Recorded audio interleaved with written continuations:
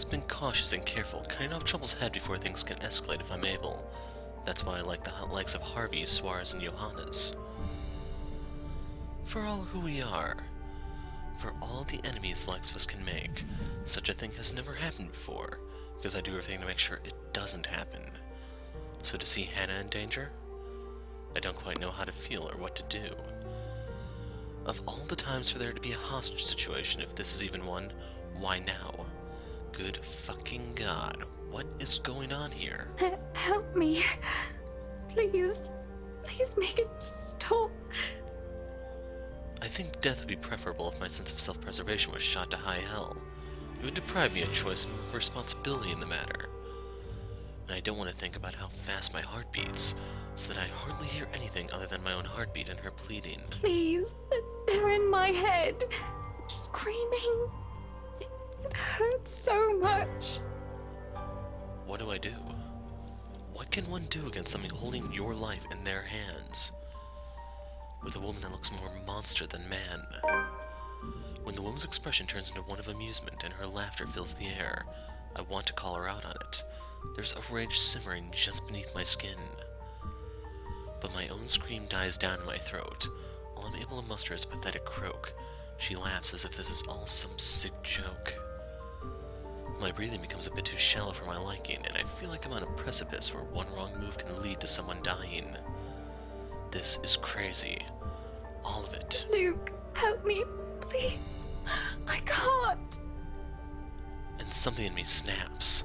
There's a switch in my head that wants to go one way or the other. I have to. So, you can get a lot of points for Hannah in this chapter, damn. What am I doing? Why am I even hesitating? I won't go so far to claim that I'm any sort of decent human being, but this is Hannah, my wife I'm talking about here. What sort of husband, what sort of father would I be if I just stood by idly when she was in danger? That doesn't change the fact that this is all fucking insane, of course. Having all these intruders is crazy. To think about going at this thing is crazy. I can hardly classify it as a person in my eyes. Perhaps a maggot that needs to be crushed under my shoe just like the rest of the sorry lot, but a person, hardly. I care none for any of it. They don't matter. All that matters is that Hannah and my children are in danger. But cold pours over me, freezes me in place once more when I try to make demands. I have to take deep breaths, grit my teeth and steel my fist to even find the courage to speak up. Let go of her! Don't hurt her! Whatever it is you want! Just don't you dare hurt her! And if my voice isn't as firm as I'd like, it doesn't matter. I will beg and plead if I have to.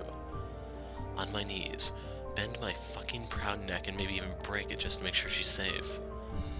It's not her life alone that's in danger. Our children's lives are on the line. Even mine, perhaps. Because I don't know what I would do if anything happened to Hannah. I will plead for the woman who'll be the mother of my children. The cold stillness is gone from my body and my very skin feels like it's on fire.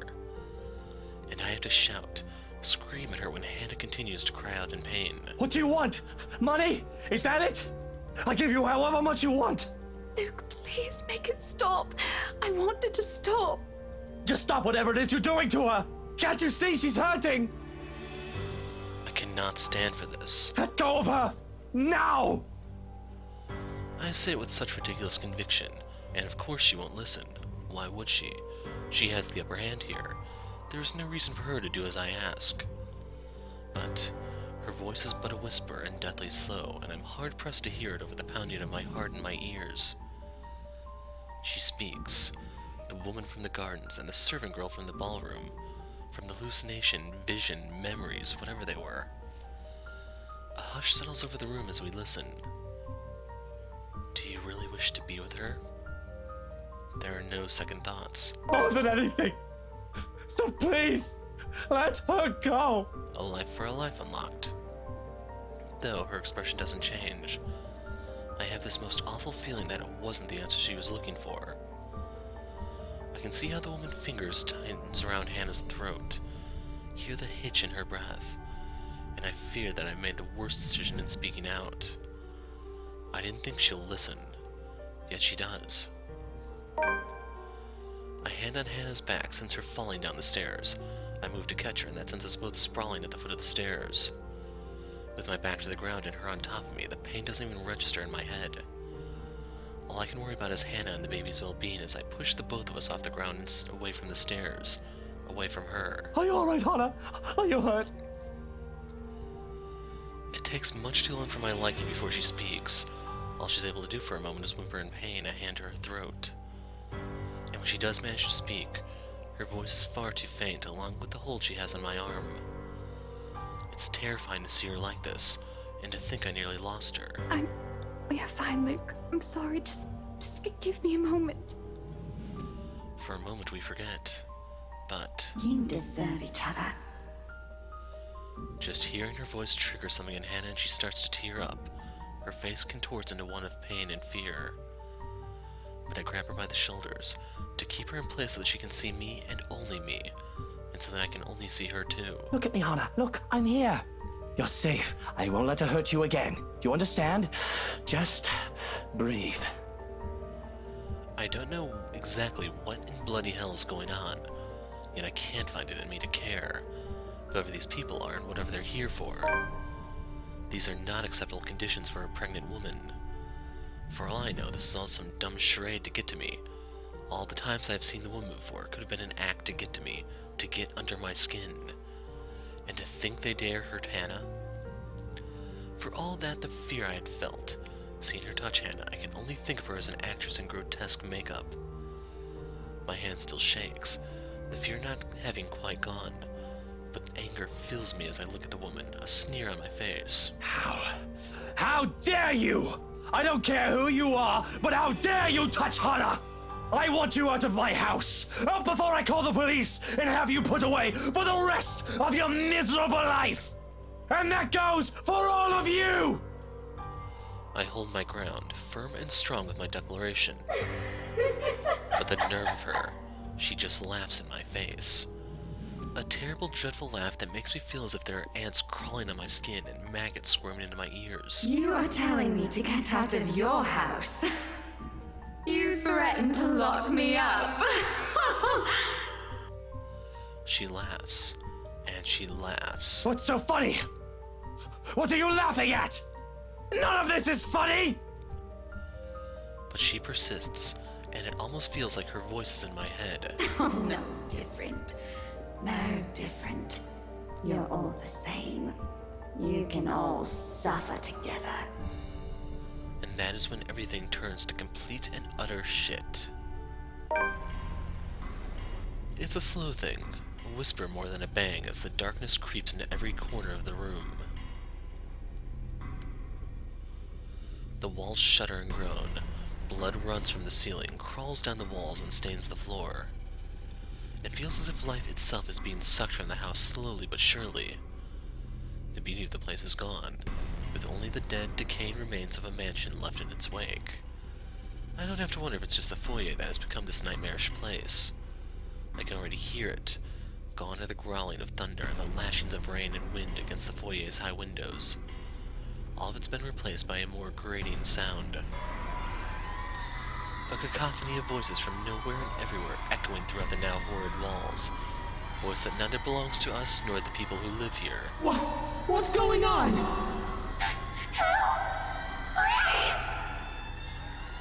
All throughout the house, shouts of alarm and surprise ring out, a mirror to the horror creeping up in each of us. Who wouldn't be shocked? This is insane. Even Daisy, feisty woman that she is, trembles at the sight of it, clinging desperately to Lily while Steel and Feathers stand protectively in front of the two. Brave of them, I have to admit, to put themselves in the front line like that. Though it doesn't necessarily mean they don't feel the same fear as the rest of us. Something I don't blame them for. There seems to be no end in sight to this insanity. If anything, this only feels like it's the beginning of the end. Help me! Oh my god! Please, somebody! Anybody! Who are you? Stay away! No. Stay away! Stay away! Their screams fill the mansion. She laughs all the while, a harsh, agonizing sound that goes on for what feels like forever. Until there's nothing but silence, her horrid smile, and pale hands reaching out to me. Calling, beckoning, pleading. I'm terrified, I really am, like I should be. But I've never been one to truly stay afraid. I've long learned that fear will not get me anywhere. Cowering in a corner doesn't keep me safe, and it will not keep me alive. Not like rage does. I've learned to use this burning hate inside of me to survive. There's no difference now. Stay away from me! Why? Why do you wish to leave? This is where you belong, my lord. Remember the blood we share. This is your home. Don't you remember? You promised to return. To stay together with me, with us, with people no different from you. What is she talking about, Luke? What does she mean? Don't listen to her, she lies. I promised no such thing to anyone. Hannah, you're the one who bought this house.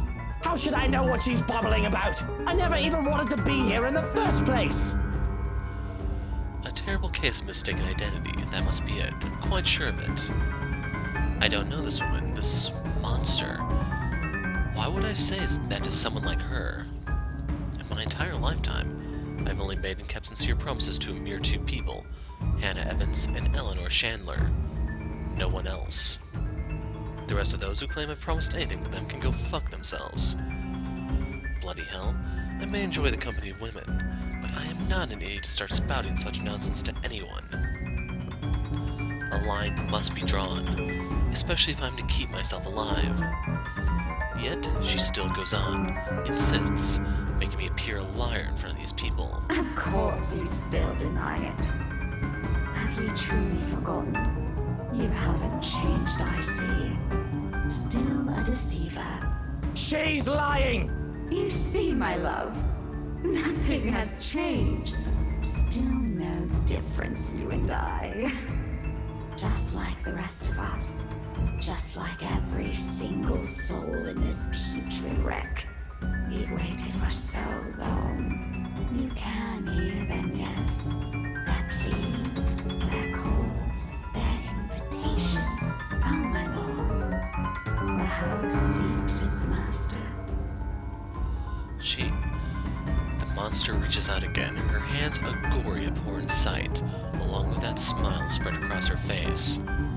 My body's already moving on instinct, stumbling back one step at a time in a desperate bid to be away from her. Anything to put distance between me and this vile creature. No matter what she says, I am nothing like her. I need to get out of this house. Out of this country, preferably. Take Hannah with me. We can start a new life out of this dreadful city. Start a family. There's nothing for us here. Her parents are long gone, nothing to keep us tied to this place. Shrocken has likely been taken by this woman, and he's not what binds me to this wretched city. I only need Hannah. We can leave, we can... Careful, Luke! My footsteps on something send me sliding on my back and flat on the floor. Beside me, a paper, a familiar one, flutters down. It's this thing again from the open house, though it feels less like a gimmick and more like a threat with what recent events have transpired. It must have fallen from one of these peasants in the commotion earlier. For a moment, they appear conflicted to see it in my hands, but wisely keep their opinions to themselves. Leaving the damn thing to simply bear its grisly message for everyone in the room to see. Help me. Help me. Help me. Is that it? What they've been telling us? Why everything in my life has gone to shit because of some stupid old letter. An invitation indeed. One I am not willing to accept. Not any time. From the top of the stairs, the creature moves again, drawing my attention back to her. Her gait remains slow and awkward as she walks forward, that smile never leaving her. But I don't. I won't give her the chance. I am not dying here. I certainly am not giving myself to a hideous creature like her either. Adrenaline kicks in, and despite panic gasps and worried glances from Daisy's friends, I pay them no mind as I reach for the main door and... Without warning, it slams open, revealing not the mansion grounds like I'm expecting. Before my mind can even comprehend what's happening, black tendrils have already coiled tightly around my limbs, tracking every person in the foyer into the room. None of us even get to scream when darkness completely envelops us upon the doors closing. Understand where your place is now, my love. You belong here. Is it so difficult to grasp? We've been waiting. There's a moment of panic when the feeling of the tendrils around my limbs finally dissipates. As soon as my eyes adjust to the darkness of the room and I'm on my feet, I'm reaching for my knife and holding it out, watching, waiting for every movement, using it as a way to put distance between me and these peasants. Who knows what they'll do now? We're all desperate to get out of this house. There's only 7 of us in this room, 4 of them, friends at that. I cannot trust these people not to turn on me. Bloody hell, even Hannah's giving me the same looks as them now. Though Mint has already gone loon, crouched in a corner and muttering to herself, you can't really say anyone's safe from her. If anything, she's the one I should watch out for. I cannot trust anyone. Not anymore. Not after this. Despite the pleading looks, Lily shoots my way while they all huddle in the corner behind Steel and Feathers. But I have to remind myself that even people like her are capable of doing the unpleasant. She's only human after all. It's never an excuse why even Hannah has her cunning and manipulative moments, though she does it much subtler than I. Why else would Lily show this letter to us that day if not to save herself? I guess that backfired on her now that she and her own friends are stuck in here. Still, I have every right to be livid. Everything that I've built has fallen apart. All because these people came into our lives. You! All of you! This is all your fault! If I've died to this bloody case, I'm taking you all down with me! Put that knife down, Lucille. Hey now, Mr. Wright. I know the situation ain't good, but we have to calm down. We're all in the same boat here. You shut your mouth! If it weren't for you, for this letter, for all of you, none of this would have happened! And blaming everyone in this room isn't going to get us out of this place. Please put that knife down, darling. You might hurt yourself. Are you taking their side? You're also stuck in this nightmare, Buttercup! What about the children? Aren't you the least bit worried about them? That creature is out to get us, and you're still defending these people! I'm not defending anyone, Luke. I'm just trying to be reasonable when you're clearly not. Oh, of course you're not. You're just the one who bought this bloody mansion to begin with. If I didn't know any better, you did this on purpose! Why, no. Why would I ever do that?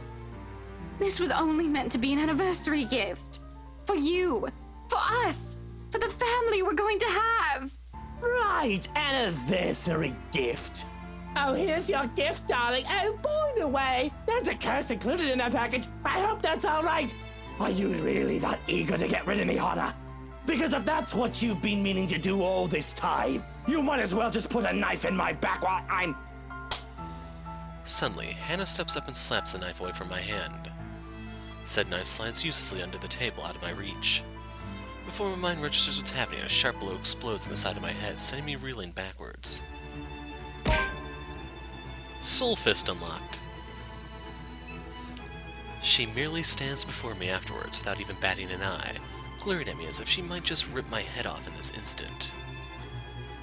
Sometimes I forget. Don't you dare, Luke. Don't you dare imply I've ever thought of you that way. That Hannah is never the weak woman I believed her to be. How did I come to think of her as such? She used to be someone I can look up to, isn't she? When you look at her now, the way she stands tall, facing a man like me, the same way she has done so all those years ago, I can't help but think, am I not responsible for taking that part of herself away from her? Enjoy your time as Mrs. Luke Wright. What a bunch of shit. Realizing this, I can only look away when she reaches up and places a hand on my face. Gone is the anger, and only a soft smile remains while she looks at me with a shine in her eyes. The 7 years we've been together, I've only been nothing but a piece of shit to her. Yet here she is, still smiling at me the way she has done so many years ago. It's impossible not to feel like a complete and utter trash like this. She has an uncanny way of doing that to me, really, especially when she takes my hand in hers and places it right in her tummy. Right to where 2 tiny babies are still growing. ours. Love, look at me. We've already talked about this. If we are still going to do this, it has to be the two of us. I will stay with you, but things are going to have to change if we want this to work. We can't keep doubting each other like this. Not until we find a way out of here. I'm sure we can. Maybe they know something we don't. You're going to rely on them for that? These peasants who brought this on us? Keep talking about us like that, and see if any of us here will keep you out of this place. Rebecca, stop! All of you, stop this! To hear Lily speak out loud, I can't say I'm not surprised. She's always given me the impression of someone so meek from the moment I met her, either from her inexperience or her station in life. She's never struck me as someone fitting to be a real estate agent. If anything, that meltdown she had during the open house had only proven my assumptions. Until now. Quietly, she puts herself between me and Daisy, cutting whatever scathing words we've yet to hurl at each other. The way she glares at me, it reminds me a little of the way my own mum would look at me, particularly when I've done something wrong, and it's not a stare she's unused to showing. She has done this before, probably to a younger sibling. If she only sees us now as a pair of squabbling kids and not too mature adults, well, that's only to be expected. No doubt that's how she sees us. For a long moment there's only silence in the room. Steel, the big oaf, doesn't even dare break it, neither does Feathers. With both merely watching us, bunch of wimps these men. Not that it matters when Lily starts speaking again, after some of the anger and tension is lifted from the room. Stop this, please! With or without that damn piece of paper, we... A deep breath. An exhale. And then she closes her eyes, a crease formed between her eyebrows while she grips her hand tightly in front of her. We still would have ended up in this mess. The atmosphere that descends into the room right after that. Admission is anything but pleasant. Can I call it that? An admission? Seems like it from the way her eyes nervously flick between her friends and I. She appears to know more than she lets on, and how she makes herself appear smaller after dropping that bomb on us doesn't quite sit well with me. And patience is something I don't have the luxury of having right now, bestowing upon other people. What else does this girl know? What else is she not telling us? Because from the looks of this, even her friends has no idea what she's talking about. Unwilling to wait, I grab her arm before she retreats without explanation, waving the letter still in my hand in front of her. Ow! Sir, you're hurting me! Hey, hands off her, right? Fuck off, Feathers. I have questions for your friend, and she better have the answers. Luke, will you stop taking it out on every single person? Your friend is hiding something, Daisy. She struggles for a moment, but my hold eventually forces her to look up at me. Fear and uncertainty spreads across her features, especially when her eyes land on the damn paper. As much as I want to be considerate right now, I want answers. What do you mean, Lily? I'm not sure about it. Don't give me that, you know something! Ow!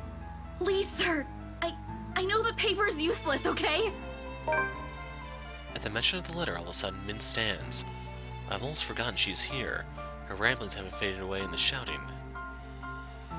Without warning, she snatches the paper out of my hand. It's a miracle it didn't rip right then and there, but the way she glares at it, I think she may want to do exactly that. We should have gotten rid of this thing! We should have burned it at the first opportunity we got! No, even if we rip it to shreds, it won't do anything. I think... You don't know what I've seen, Santos. There were children! Victims! All because they had no idea what this thing will do to them! Oh God, those poor souls! They were screaming and begging before she... Then what about those people they mentioned in the news lately? All those who died? My coworkers? The open house clients? None of them had seen it. Even Rose. And yet they're all dead. I should know. That letter has been with me since I picked it up. And I swear I didn't make copies of this thing. Even if I wanted to save myself, I wouldn't do that to my friends. Or anyone. Is that what the trip to BRC was for? Yes, I'm sorry. I couldn't tell you guys until I was certain. None of you believed me the first time. I had to find proof. And yet we're all here! Are you taking me for a fool, Lily? I have to go with whiskey on this. Who knows how many has already seen this before you found it? This cursed thing has to go! We would have ended up here either way. Maybe? I really don't know. Sir, please. All I know is that paper isn't the reason why all of this is happening. There's something else that... This place. Steele has been quiet this entire time. That the sound of him talking, however whispered it is, still manages to catch us all off guard. We all pause, turning to him with likely the same questions in our eyes. What? I just remembered something a friend told me. You know, stuff about ghosts or curses. You probably don't want to hear it. No, it might be something. What about this place, Zach? There's still a moment where he hesitates, but Lilia's urging eventually spurs him into speaking. Remember what I told you the last time you and Ash visited? A few days ago? You mean what Andrew told you? Those were just stories, Zach. It might not even help. Regardless, Steele pauses while he allows Lilia to remember. Soon enough, whatever it is dawns on her and her face lights up with something like... hope? Of all things, in this nightmare, hope? Her head snaps up and she reaches for Steele's arm to give it a squeeze. A reassurance or a confirmation? The meaning is lost even to Daisy, who glances at them baffled. Belle, what are you... Becca, it's this place. What? You mean, like, burn this place down? I still think we should get rid of this letter before we start thinking of destroying a place with some historical value. What? No? We are not burning a multi-million-pound mansion, you peasants! I just spent a fortune on this! Seriously, Luke, are you really more worried about that? Buttercup, marching, millions. It's gonna take years getting all that money back. Well, you certainly won't be getting any of that money if you're dead. Really, Luke? Is that more important than your life? Bloody fucking hell! Not only do I have trespassers on my property, but they're also arsonists! It's not only that. Think about it. Then they proceed to tell some ridiculous narrative about the supernatural. Stories about ghosts, legends, curses born out of great anger and pain, and whatever else people use to scare children. Not that I believe any of it, as if knowing will help. Bunch of loons, these people, officially off their rockers. To think I'll be stuck in this nightmare with people like them. What did I ever do, the world? Of course, it's all absurd until... I think it's just like what the professor guy said. Just like that old story. This mansion and some other thing might be keeping her here. You know, something he wanted in life, but never got to have. Something like that. Or maybe it's not something, Zachary. Someone. The who doesn't have to be uttered out loud. There's only one person in this room who that woman calls after. Every single one of them has heard it. Bloody hell, it's in the reluctant shift in Daisy's eyes when they flicker over to me, though only briefly. She's also holding information on her own, or perhaps a realization she just had. Doesn't matter. I know when people have slowly started to turn on me. How do they think I lasted in this cutthroat world? Betray them before they do the same thing to you. Put a knife in their back before they can act. Kill or be killed. Survival in a nutshell. What now? Are they going to throw me at that creature, see what happens to save themselves? I am no fool. No. You're all in on this, aren't you? Are you people implying that my husband, that we should just... Of course! Of fucking course! Luke, that isn't what I... Are you all going to stoop that low? It's nothing like that, Ash. All we're saying is that maybe he might be able to do something about this. Drop it, you guys. We're not leaving anyone here. Just like that, their bickering begins anew. Bloody peasants. My head's already aching just listening to them. To think this is all the solution they can come up with. I should have just stabbed all of them and made a run for it. Doesn't help that with each second we spend talking here, the crazier this whole place gets.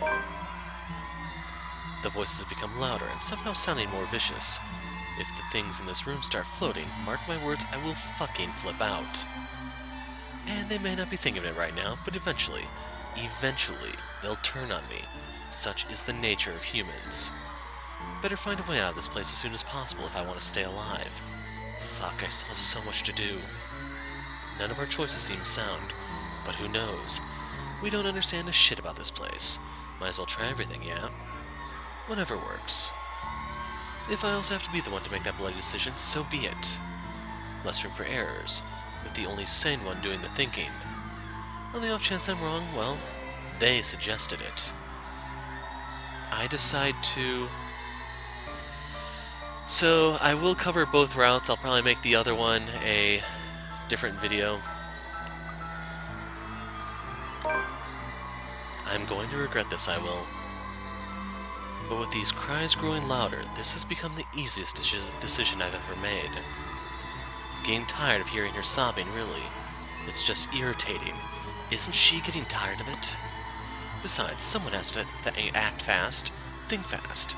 And what else is the root cause of our problems but this place where the letter was found? No need to make things more complicated. It started here. Why won't it end here? If what Lily has said is true, then that's all the more reason to destroy it. Put an end to this madness before someone thinks of putting this blasted place up in the market. When I get out of this place, I swear I'm suing a bunch of people. Run that estate company to the ground if need be. We spent millions, damn it. Millions. With a sigh and perhaps a heavy heart, I opened one of the drawers in my study table. Taking a bottle of liquor out for myself, then passing it on to every occupant in the room. They accept it, but now without a look of protest or a confused glance my way. It does shut them all up, so maybe I've done something good. Look, this isn't the time! Even more when I pop the cork off the bottle and pour its contents on the floor. Well, what are you simpletons waiting for? We waste no time dousing the whole room, the smell of alcohol filling the air. If I didn't know any better, I'd say they're more than eager to set this whole place on fire. And the blaze catches easily in this room when I set it alight, using the blasted paper as kindling. With the whole place drenched with wine and all manner of things alcoholic I've been hiding from Hannah, the small fire soon turns into an inferno. In a matter of seconds, we're out the door. It doesn't lead exactly where I'm hoping it will. Although ending up in the kitchen does give us more reason to play like a bunch of pyromaniacs. Fishing the liquor stocks from the cupboards, we also do the same thing we've done to the study. Door after door in every room we pass. Pouring bottle after bottle of expensive aged liquor and setting everything on fire, only leaving once the blaze has started in earnest. When we run out of liquor, we simply drop the bottle and take one of the many nooks I've stashed one. And there's no lack of it in here. The hard stuff, the shorts, the watered-down kind. Gifts from a distant relative, friends, so-called friends, you name it. I've made sure there's always one within reach. How many of these things do you keep in this house? I always have a few bottles in the bedroom, you know, the parlor and the dining room.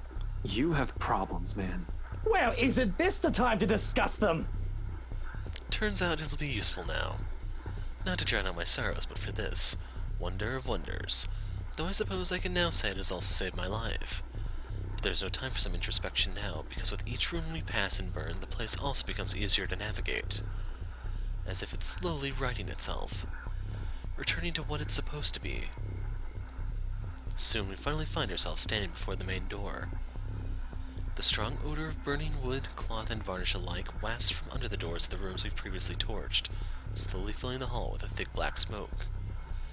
The blaze has also started in earnest in every part of the house. I can already feel the heat seeping from the rooms I've set aflame. In a matter of minutes, the flames will engulf the whole house. Fittingly, that is when she appears again before us, watching us from the top of the stairs, while her world goes up in flames around her. Honestly, what catches my eyes is that expression on her face. Not the vile smile I've grown accustomed to, or the one where her eyes gleam with complete hatred. This one? Forlorn is the only word I can think of to describe it. No, please. Help me. Help me, please. Can the dead still feel? Can she hear us?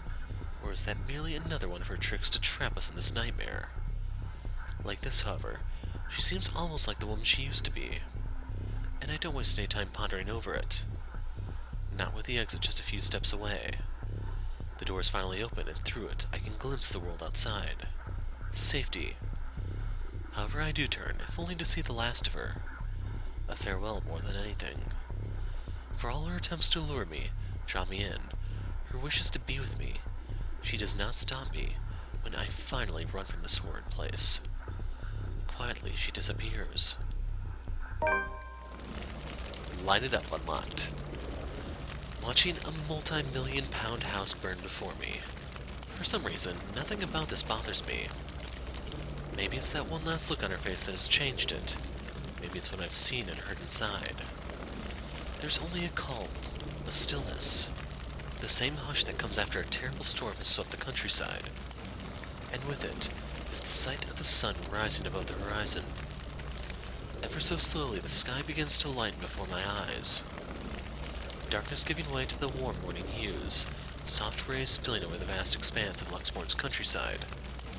Nearby, the trees sway and rustle with the breeze, a passing draft that carries even into this room from outside, cold enough to make me shiver. The remains of a storm that has passed. In the distance, I can hear the soft chirping of birds while the rest of the world stirs, wakes. Dawn at last. We are free.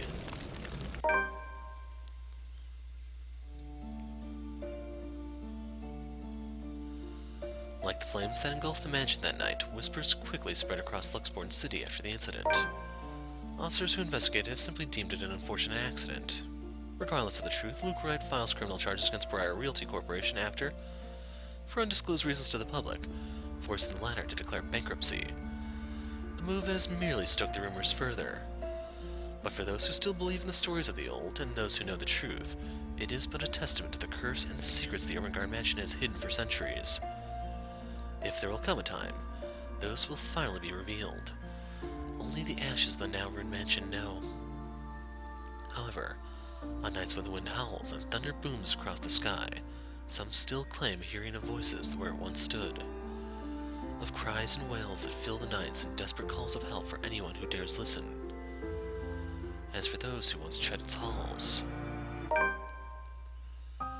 despite their best efforts to make things work between them, for the sake of their children, Luke and Hannah Wright were unable to settle their differences. In the end, the latter files for a divorce. For several months, they become the subject of gossips and the mass media in the city. In spite of this, the two have uncharacteristically remained tight-lipped on the circumstances of their separation. Though many assumed it's the inevitable falling out stemming from the trouble during the couple's housewarming party. To everyone's surprise, however, Luke Wright quietly accepts the court's decision and disappears from the Evans heiress life without creating much fuss. The once couple has kept an amicable relationship, though, and the businessman is seen visiting Hannah Evans on the day of their twins' birth. With the Wrights couple's separation also comes the Wright-Evans conglomerate split up. Although the Wright enterprise still manages to do well in the business with Evans Incorporated back as a competitor, Other Tech Leaks places its CEO and the company under legal spotlight months later. This time, however, with the then Chief Inspector Harvey Lee's sudden absence, the businessman isn't able to escape close scrutiny. In an investigation headed by LPD's Detective Inspector Ashton Frey, all of Wright Enterprises' illegal business dealings within the past 10 years come to light. Although his involvement with other crimes is still being investigated, the disclosure has caused a huge outcry, especially from the city's business sector. Sued on multiple grounds, the company is ultimately forced to shut down. Oddly, when Luke Wright steps out of his office one last time, there's only a small smile on his face.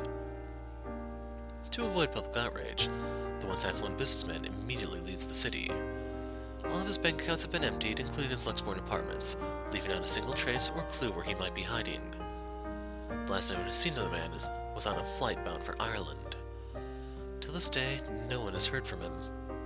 Even his people from the old Wright Enterprise, who have all been left to deal with the aftermath. If Hannah Evan knows, she has kept mum about it.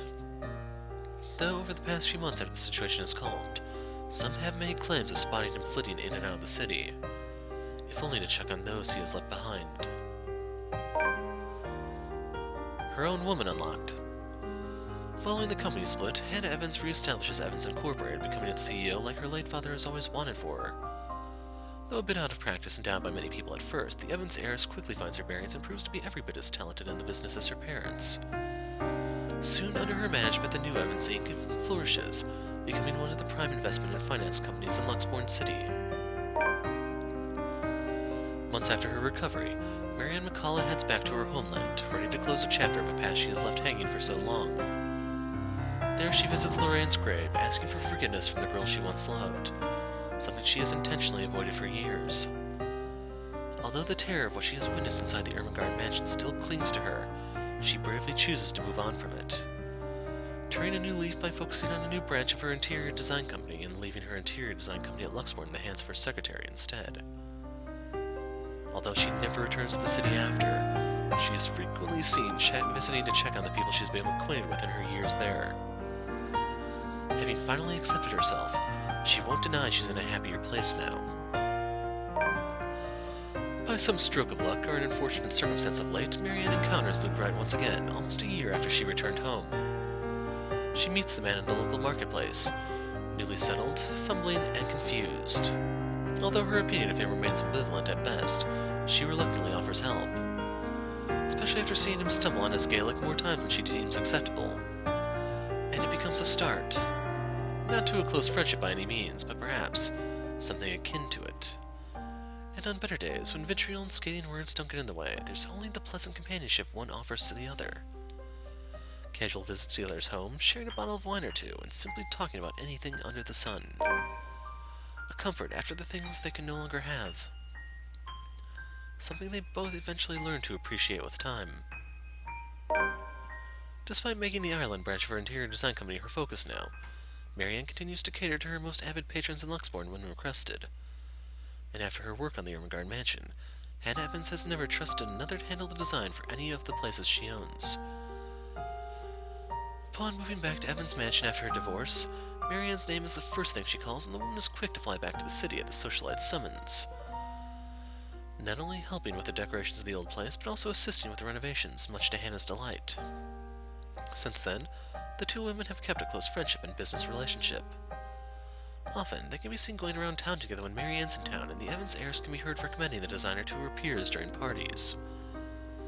Some even may go as far as to say Hannah Evans has confided with Marianne McCullough during the tumultuous time of her divorce with Luke Wright. Whatever the case is, one can't deny that both women have found a confidant in the other. With help from family and friends, Zachary Steele is soon able to open a photography studio of his own, something he has only dreamed of having as a child. Although he still hopes to get back to making indie films someday, client work and small projects has kept him mostly busy. Hectic as it may be, he can only be glad for the amount of work pouring in. It has made moving on from the incident in the Ermengarde mansion easier, if not faster. But while there are still nightmares, with support from his family, his doctor, and his own drive, the dark images have finally turned into pleasant dreams. He is aware he won't ever truly forget, but he is no longer running away. At times, when he's not busy or after a hard day's work, he thinks there's another story for the big screen to be told in that. An idea he may soon turn into reality once his time affords it. In the months that follow, Rebecca Gales becomes a prominent researcher within Luxmore's major academic circles, especially after writing what she has discovered about Anson Village and the Ermengarde mansion.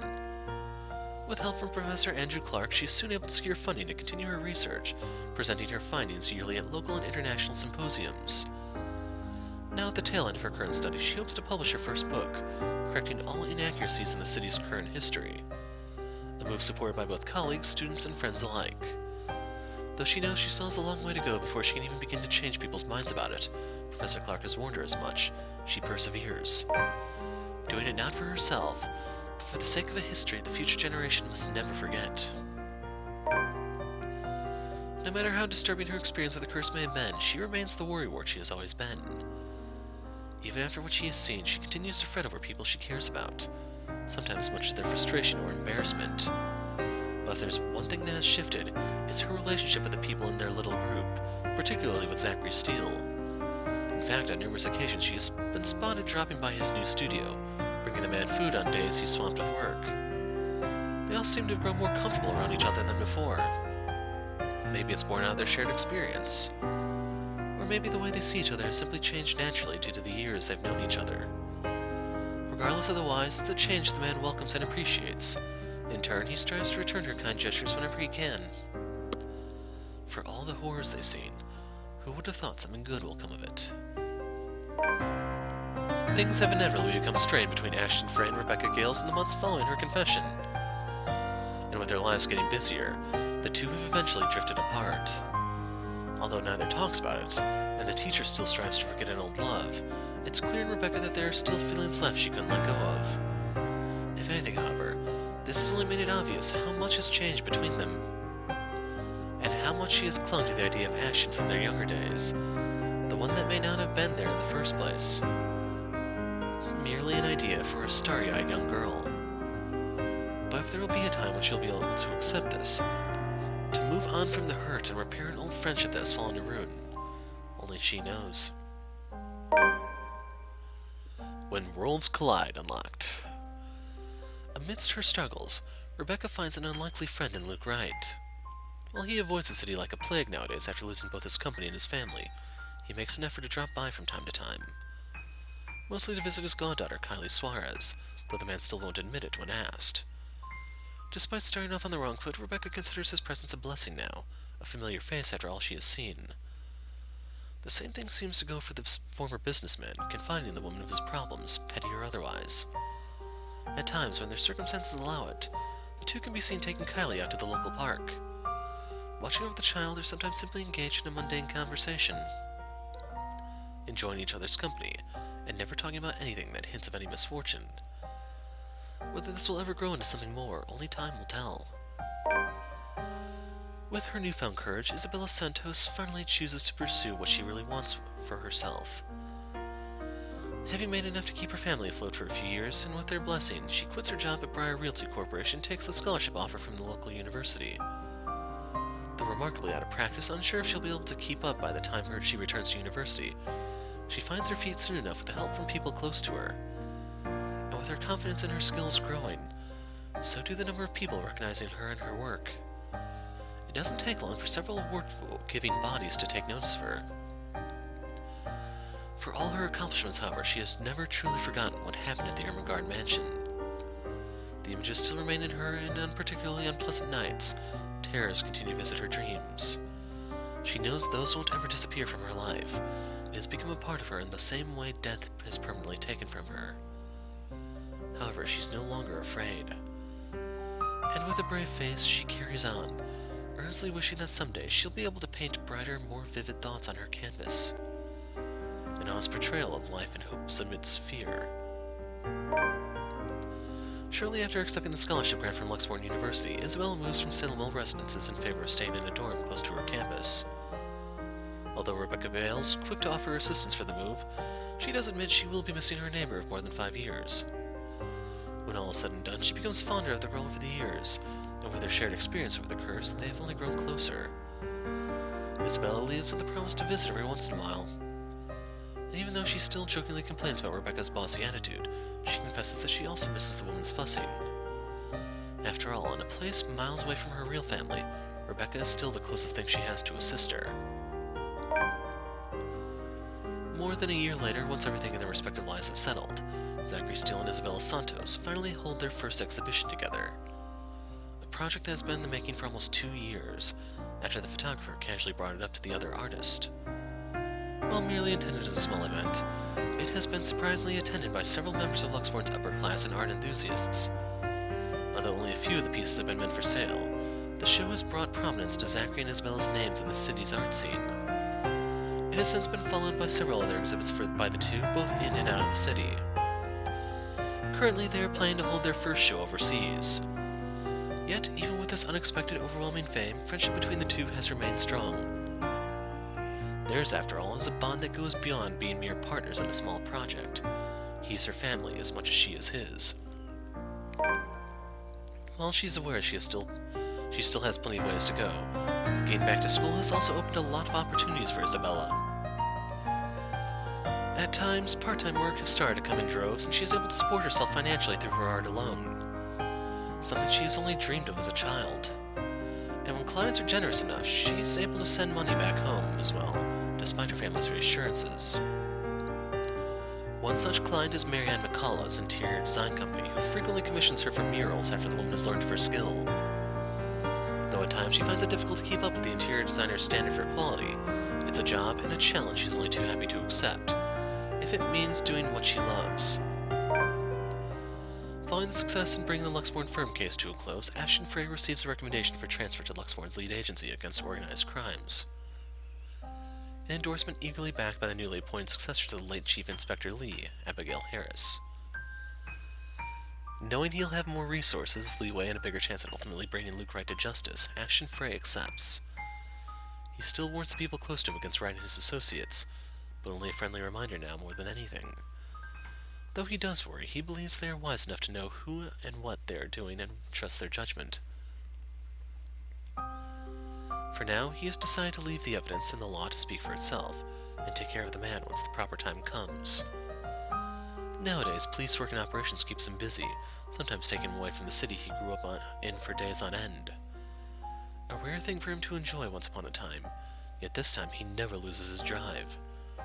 Simply growing more determined after having finally found a clear purpose close to the rush and excitement he dreamed of as a child. Although Ashton still keeps mum about specific details of his work, his experience with the curse has slowly taught him how to open up, especially those he knows genuinely care for him. He still has a long way to go, he knows that, but for the sake of the people who are still with him, those who have chosen to stay, he hopes there will come a day when he no longer has to hide behind his own lies. A day when he is no longer afraid of facing the truth in his own words. On his days off, Ashton is usually seen loitering around Zachary Steele's studio, either to help him out on one of his pet projects or exasperating the other man on purpose. Either or, it's mostly the latter. At certain times he'll volunteer to model for one of Zach's projects in spite of the photographer's reassurances that it's not needed. Regardless, Ashton insists, before complaining how meticulous this whole process is hours later, to Zach's utter amazement.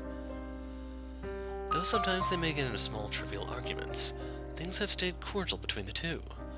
If anything, the ordeal they've gone through has merely strengthened a friendship the detective didn't expect to find in anyone. Heart Song unlocked. After a bit of fumbling of a few missteps here and there, and moments of briefly allowing their uncertainties to hang over them, Ashton Frey and Isabella Santos finally find a rhythm. Theirs isn't a soaring love story by any means. Nor is it a happily ever after, often told in the picture books the girl has only ever dreamed of having in childhood. Far from it, in fact. Despite what people glimpse with their eyes or glean in their gestures, they both know better than to cling to ideals. A stranger will say they're in love, hopelessly, genuinely. And there is certainly truth in it, one only has to look. However, what they never see is this. Beyond the soft smiles, fleeting glances, and gentle touches only meant for the other is a grief. A terror that never seems to lift. Constantly filling their nights with echoes of an unforgiving wail and unwelcome dreams that stirs either awakened darkness hours in the darkest hours of dawn. It has never truly left them, and it never will. In the same way the light scar on Ashton's hand will never fully heal, or the horrid images in Isabella's mind will never fade. But they cope, in hushed whispers and tender reassurances, with light kisses and long embraces. When that no longer suffices, when the horrors become too much for them to bear, they have each other. A warmth to hold on to in the coldest of nights. And for them, it is more than enough.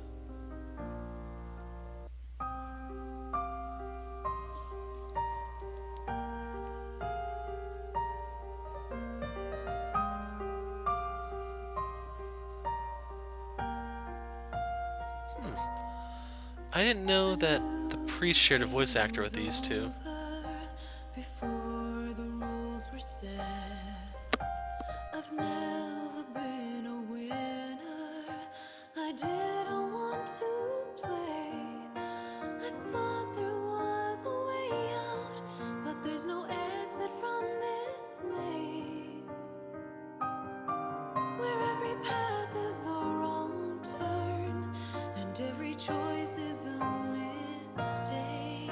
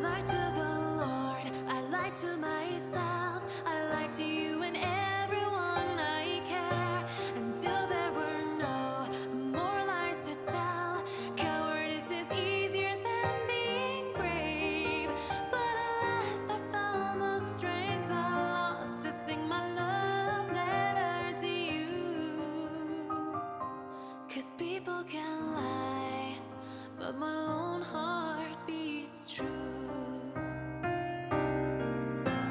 The ghost of guilt and sorrow remembers who I am, and in the prison of my heart, I was my only slave. But in the depths of my cold soul, I'll leave the burden and despair. I'll fight for what's worth fighting for. Forget the fear, forget the rest.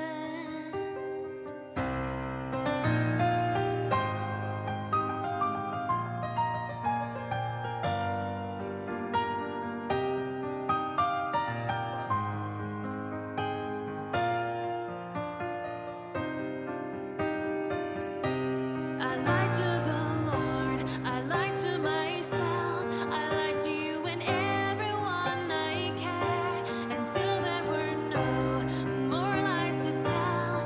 Cowardice is easier than being brave, but at last I found the strength I lost to sing my love letter to you. 'Cause people can lie, but my lone heart beats true.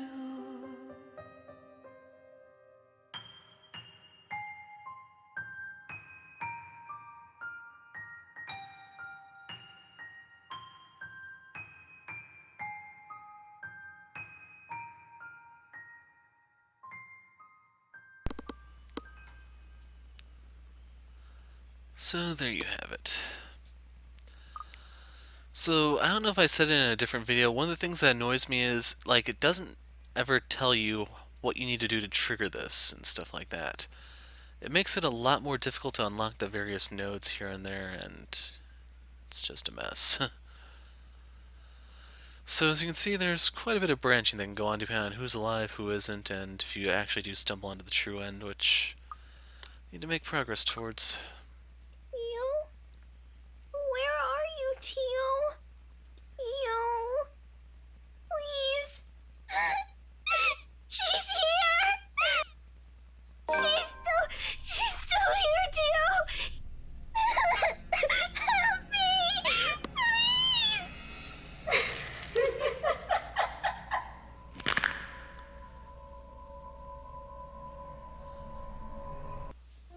So I'm assuming that's the framework for a potential sequel someday, even though I'd like to see horror from them. I pretty much went off on the whole rom-com crap that they're pulling now. But if they were to do another horror game, I would definitely be interested.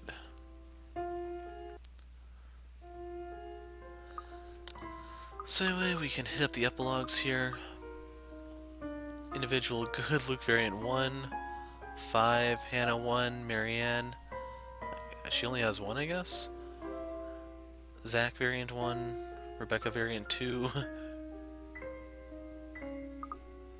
Individual bad, Luke trapped, Luke escape. Ashton alone, Luke escape 3. Like, it'd also be a little bit interesting if they told you how to unlock these specifically, but oh well. So for the friendship ending, Marianne and Luke, Hannah and Marianne, Zach and Rebecca, Zach and Isabella, Rebecca, Isabella. These are not that hard to get, it looks like. Unless there actually is one like where you can get Ashton and Luke, in which case I'd be utterly amazed. But that's something for another time. So Hannah and Luke ending on a bad note. Then Ashton and Rebecca on a bad note. So they had pretty high affection for one another, so I don't know if there actually is a good ending between them unless they stay together, which would be like a romance ending. As for the romance ending, these are the only two. I don't know what they mean by variant 2 for Luke and Rebecca, though. Once again, this is just one of those things that's not very clear. As for the CGs, I'm missing the pre-scene for her. I actually have all of Hannah's. I have all of Zach's. But here's where I'll start finding some I haven't. No, I have all of hers. But 5 is when it starts getting a little complicated because different things will play out depending on how people are. I want to say these are if Izzy's comatose, but we'll see when I get around to that.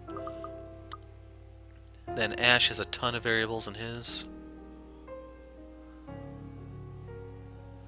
So I already have the death scenes. We have the torture scene when he finds Charlotte in the attic.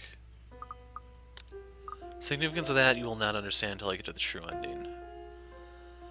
And I don't know if I probably said it, but for the true ending I probably have to show both 6 and 7 since those will play out differently. And for Luke, he also has a lot of variables, although not as much as Ash apparently. Now the thing is, his is fairly short because it picks up where Hannah's left off. They're kind of like combined, I guess. And yeah, For miscellaneous, I'm not entirely sure how you get these just yet. If they're a true ending type thing, which I kind of imagine they are. But anyway, everyone's alive and well. Now, if only there was some sort of little variation on that, you know? So in case you're wondering, yes, I'm thinking about doing the Ash dies route real quick. That may come out after this one or the day after that, and then we can do the true ending. Since Luke's is so short, going back and doing Ash's wouldn't necessarily be a burden, if you get my drift. Anyway, I'm the Hero of Light. Thanks for watching, and goodbye.